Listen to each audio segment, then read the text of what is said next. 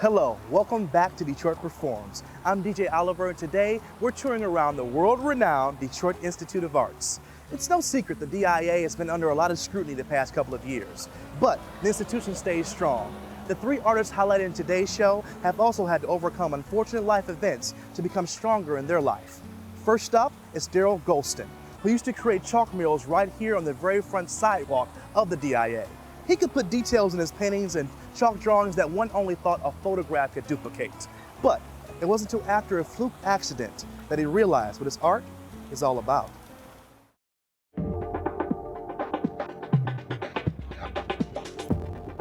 I tried to tell a story in my artwork. And when people look at one of my art pieces, I want them to see something. I just don't want them just to see a picture. I want the picture to kind of speak for itself. He uses a lot of colors to set the mood. He uses a black backdrop so the colors really pop. And so you really notice what he does with the art. You can see it, you can feel his emotion in it. I grew up in Detroit, Michigan, and I've always had a passion for drawing and just being creative. I grew up to be a figurative, abstract artist, watercolor. I tried to do a little bit of everything. And I just love painting, I love the visual arts. Art has always been a part of my life, and it's been a real strong hobby for me. I've been involved with helping others, for years. And I've been a director of different youth programs. I've been executive director of a community center. And I think that was the main focus of my life. But art has always been a close second. And I was just kind of afraid to kind of dive all the way into art and make a real 100% commitment to it. And since the accident, I decided that I'm gonna really concentrate on the art. And I think this is a second chance and a second opportunity to really do something that I truly love. Back in 2009, I was playing catch with one of the volunteers in the community center.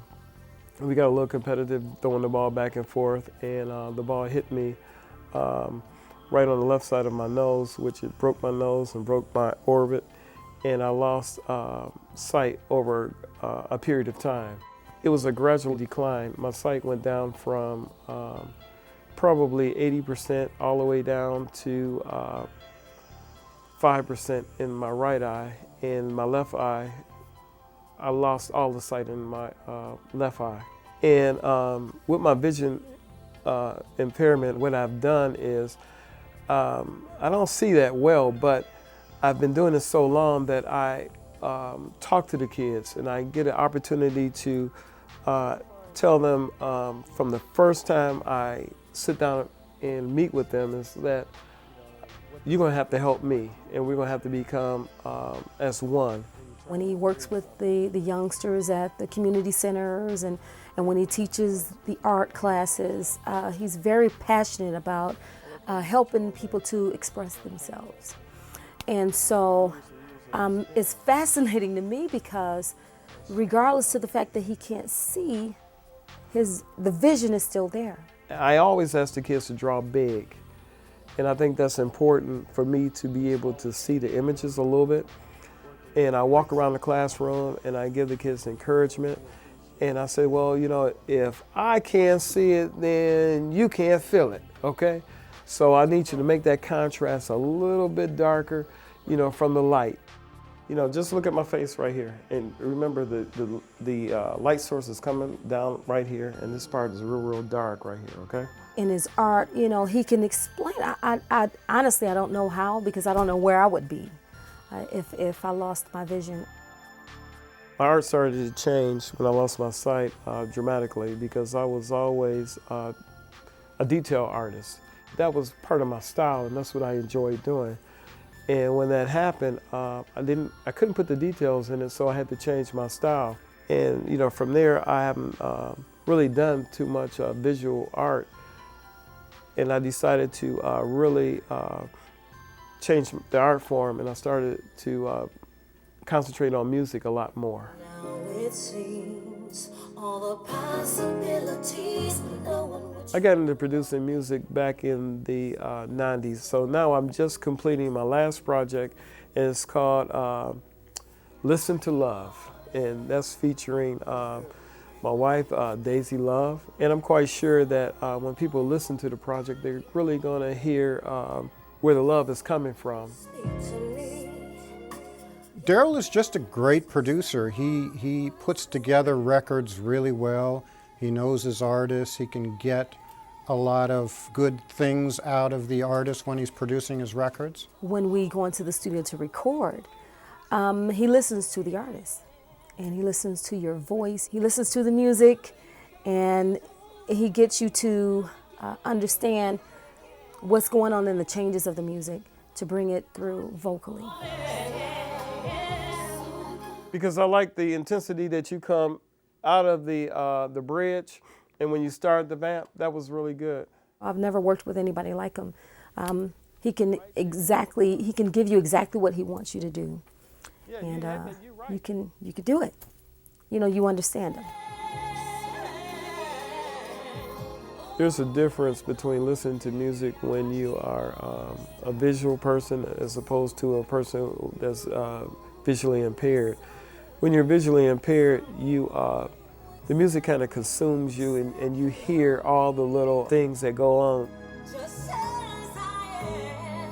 I've detected a little bit more sensitivity to hearing certain anomalies in the music that maybe he didn't hear as quickly before. So if there's a glitch in there, or there's a mistake or something like that, he tends to pick it up faster. I think he was a little bit behind with that. He has the ability to tap into the music and kind of guide you toward the direction you need to go in, you know, by tapping into you as a person. You know, most creative people have that intuitiveness about things, music or whatever. And, you know, once you click, I keep closing my eyes because it's what happens when you listen to music. I think I got a special connection with Daisy, just because Daisy, I think, understands music. She's been doing this all her life. And Daisy is one of those rare artists that you work with that is very coachable. You know, okay. So you want to keep it going, and you want to keep that flow strong, okay? All right. Daisy understood the song because we wrote the song together.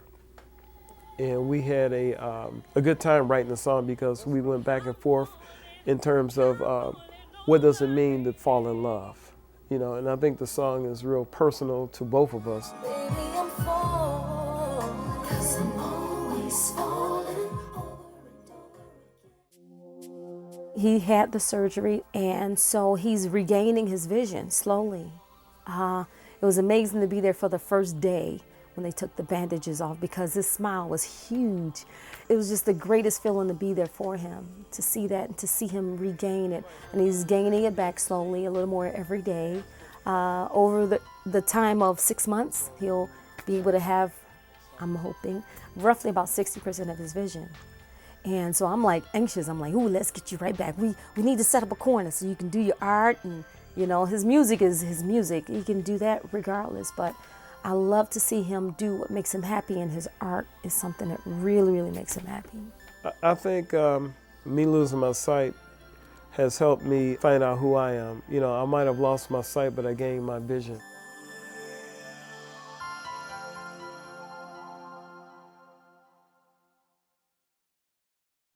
You can find out more about Darold Gholston and all the artists you'll see here on DetroitPerforms.org.